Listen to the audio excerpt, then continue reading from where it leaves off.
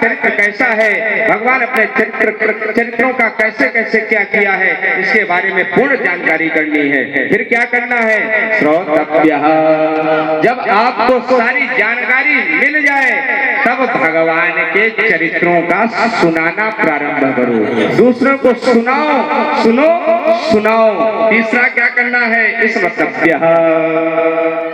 तीसरा, अपनी ही समाधि लगा करके भगवान का स्मरण चिंतन करना है, भगवान के स्वरूप को जानना है, स्मरण करना है। आंखें बंद करके बैठ जाओ और चिंतन करने लगो। जब तक ये तीनों कार्य नहीं करोगे तब तक भगवान बहुत दूर रहेंगे। यदि मन में सांसारिक विषय भरा है, डिलीट क्या कर दियो, और लगाकर बैठे हो ध्यान में, तो जो मन में भरा है वही दिखेगा।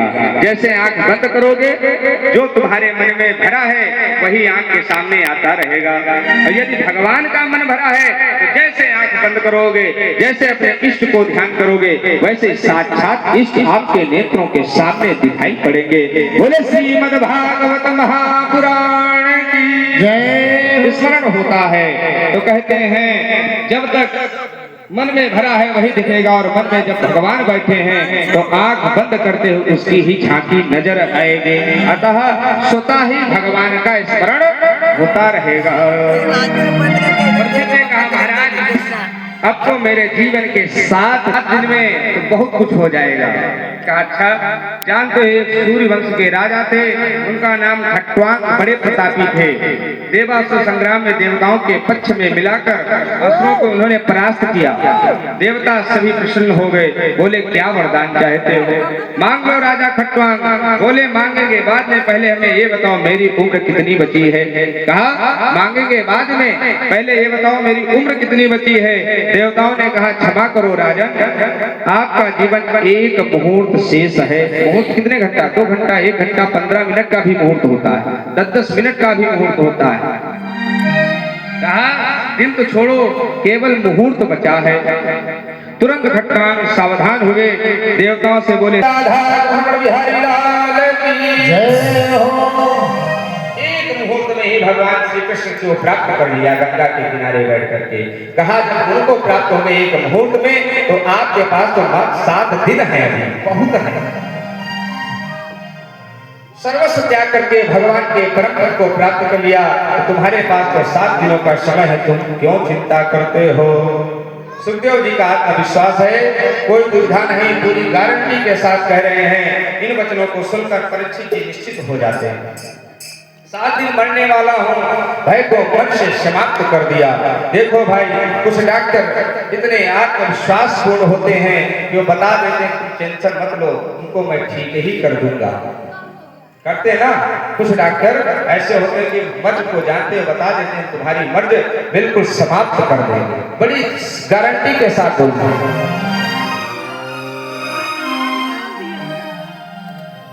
और ठीक भले न हो लेकिन मुस्कुरा करके बोलते हैं, तो रोगी का जो है हृदय थोड़ा रुक जाता, ध्यान कैसे लगाया जाता है। सुखदेव जी कहते हैं साधक हमेशा 4 बातों का ध्यान रखना चाहिए। कौन कौन 4 बातें? जितासनो, पहले आसन की शुद्धि होना चाहिए। एक आसन बैठने से अधिक समय अभ्यास करें। 3 घंटा बैठो, 4 घंटे बैठो, 4.5 घंटे बैठो, 5 घंटे बैठो, सर्वप्रथम आसन का अभ्यास करो। आसन जितासन, आसन को जीतो। फिर बताया जित श्वासी, प्राणायाम के अभ्यास पर स्वयं नियंत्रण करो।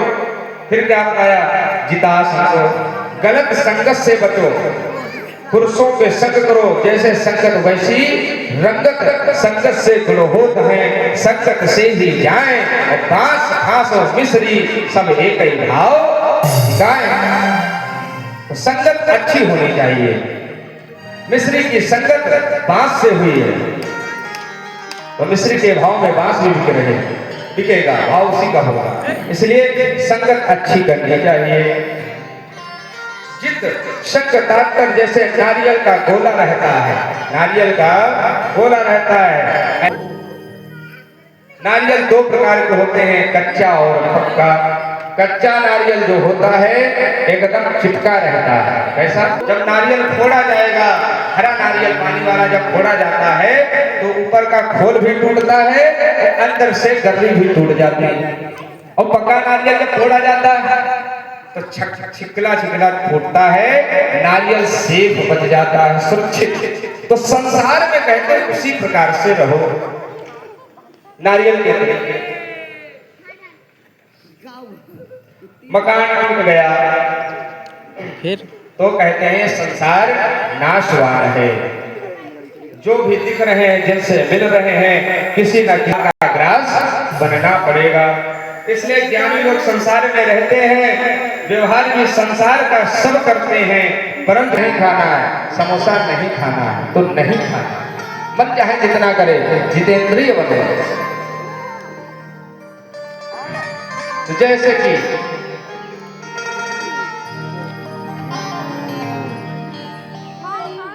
जिनका दाम्पत्य जीवन